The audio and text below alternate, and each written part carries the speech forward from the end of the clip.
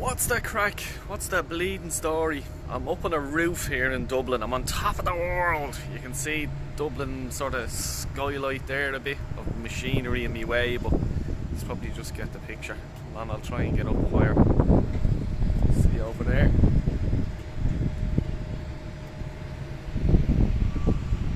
Anyway, that's not what I'm doing this bleeding video for. Yeah, I looked at them all boarding the plane and all the Arsenal players, and Jesus Christ, I didn't realise there was that many fucking arseholes in the team. I'll start with the very start of the video. Sorry now, the sun is just beaming down on my eyes here. But yeah, first thing I have to say is Becky B. Like, you know, he's just dead to the camera straight away. Hello. Like, last time I heard him, he had a real English voice. Like, you know, nothing wrong with that because he grew up basically in London. And then he's there with a big huge Spanish voice. You know what I mean? Make up your bleeding mind, you dope. But look, don't mind me, I just hate the fella. Like, you know what I mean? I don't like the fella. So that's why I'm probably picking on him. Then the next thing we seen is when they're boarding the plane and they're on the plane and stuff like that. And then Maitland-Niles is just there. Yeah, down the back, man, down the back, marching down. Now, this just goes all back down to there's no captain, one captain for the team. There's these leaders, you know, because if I'm captain of the team, I'll decide if I want to go down the back. That's the way I looked at things, and when I was captain of my team, that's the way we done things when we were travelling. I always used to sit down right at the very back of the bus, and right in the middle aisle, so you're able to see everyone to your right and to your left. And, like, you know, anyone stepping out of line or taking the piss out of anyone that, like, you know, wasn't fair or anything like that, you could fucking bark at them and tell them to shut the fuck up. You know, Maitland-Niles was on loan. He doesn't hold down a regular team spot. He could be leaving. You know what I mean? And this fella's dictating where he'll fucking sit in an airplane. That's me fucking bollocks. Like, the captain should be fucking just going, hold on, I'll decide where I'm bleeding sitting and where me mates that I want to sit beside will be sitting. Not fucking you. You know, and you might be just there saying, ah, Del, you're being a bit picky and stuff like that, but this is all down to the whole mentality of the team and, like, you know, the structure of the team. I was watching a thing this morning of ex-footballers talking about Roy Keane and what a leader he was on and off the pitch. And I know he's not an Arsenal player, but I'm just talking about football in general. You know what I mean? And I'm sure Vieira was the same. Henri Bergkamp, like, you know, and Tony Adams, you know, these leaders, you know.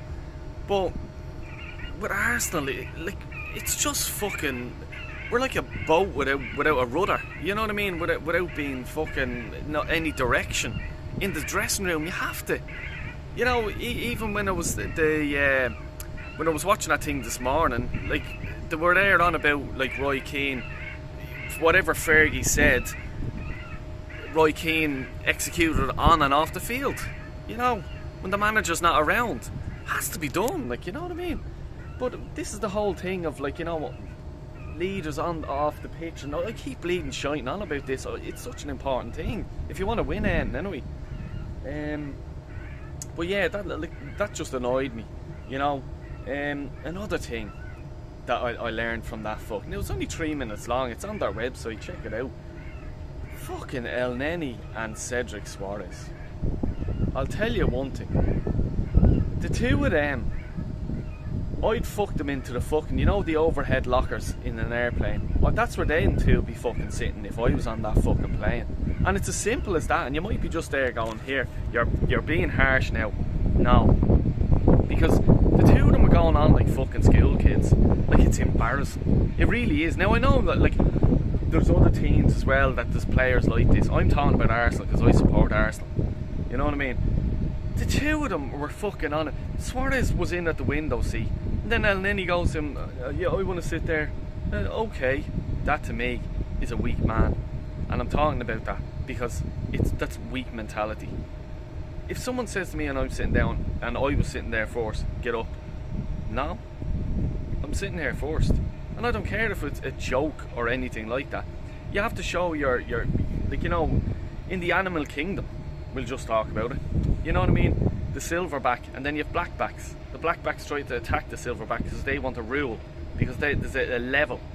You know what I mean? And if you want to be a top player, you want to reach that level. You want respect of your fellow footballers. These clowns then joking about a screen going up and down and hello and oh my fucking god. Like seriously, I would have fucked them out of the fucking plane. Bleeding joke. Like seriously, I'm fucking, it's so annoying. Like I can't understand it. Like oh jeez. I'm not, it's a lovely sunny day, the seagulls and all want me to fuck off. Probably nesters down here where I'm standing, they won't give a bollocks. I'll punch them around.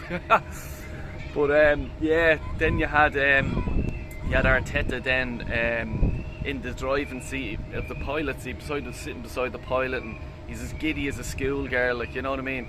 Oh, take pictures of me, I want to send them to my kids. Really? Do you know what I mean? Like, yeah, oh Jesus. And this fella's the manager. Oh my god, can you picture Arsene Wenger acting like that? Or, like, you know, any of the top managers acting like that? Oh, I'm sorry, it's so embarrassing. I'm cringed the whole way through it. You know what I mean? I really did. You know, I'm not even going to go there. I'm not getting upset over that. Then I'll start watching, you can probably hear all the seagulls there. That's because they bleeding, there's loads of, let's say, nests and all, like, you know, of seagulls here, and they're all flying around me, but I don't give a bollocks. But anyway, what was I saying? Yeah, then I was watching ESPN, like, you know, because they're over in America now at the minute, and the American press, the way that they were talking about them. And there was your man Steve Nicol, who's on American ESPN. He used to play for Liverpool back in the day, in the 80s I think it was. But yeah, he played for Liverpool, but he's an Arsenal supporter. And they asked him, like, what do Arsenal need, or what does he make of Arsenal so far? And he was just there, well, their first 11 is okay. You know, on their day, they could probably be, like, you know, one or two of the top teams upset them. And that's a fair point. Like, you know, I do agree with that. Like, our best 11, we could give, like, you know, with the right mentality and the wind blowing the right direction and it's not raining and everything like that, we could give any big team a good game. And I do agree with that. Like, I do. Like, even though the negativity that I fucking do show, our best 11, like, you know, things going right, everyone on point, we could give anyone a good game. Like, you know, the top teams I'm talking about. But after that, the bench, and I've said it, like, last season, we're just fucking not, it's not good enough. Like, you know what I mean? We're falling apart. And that's what he said, Steve Nicol. And he said that. He says, I worry for them. He says that they need to sign a few more players, you know, and I believe at least 4 or 5 players we need to get in of top quality, like, you know, to really push us on and maybe get into the top 4 comfortably, you know, and then next season try to add to that and challenge for the league, you know. But this is going down to the transfer window, you know, and I do agree with what he said, you know, and it's going down to the transfer window. We're acting very slow, and I know there's still time in the transfer window, but these players should have been in the American tour for the games that are over there, to bond, everything like that. You know, and it's just the Arsenal way now with these transfers, and you just throw them in the last fucking few days of the transfer window. They don't get time to settle in, moving, if they're coming from abroad or if they're coming from wherever it is in England, you know, give them a chance to settle, because their personal life has to change a lot as well. But yeah, and, like, you know, that's really it. But another thing I just wanted to say is the Xhaka interview. Now, he came across okay, you know what I mean? I'm not going to grill him, because I grill him enough. But one journalist did say, like, you know, what did he say? Oh, just the questions were just absolutely awful. Like, you know, do you think this trip away will help you bond? If I was Xhaka, I would have just said to your man, see the bin over there, lift the lid, put your head in first, and then kick it closed.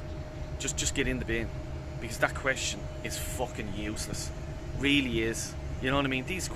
How did he get by these press conferences or the college that they have to do to get there? Seriously, you're asked a question like that? Fuck off, you fool. And then me mate, Charles Watts. He's not happy. He's not happy, everyone. He's the Gramonde fella. He doesn't understand why Arsenal are going for him. You know what I mean? And he's hearing rumours that we are going for him. He said he's not good enough. I think Charles, you might be kicked out of the press conference. You want to be careful, man. Or else he's probably watching me videos. He knows I'm giving him a bit of stick. But anyway, guys, happy Friday to everyone. Hope you have a good day, good weekend and stuff like that. I said I'd do a live stream. I got sidetracked. I was busy and stuff like that, and I have been busy. But yeah, look, thanks a million for everyone who's liking and sharing and subscribing to my videos. I really do appreciate it. And if you haven't subscribed already. Alright, have a good day, take care, and God bless you all.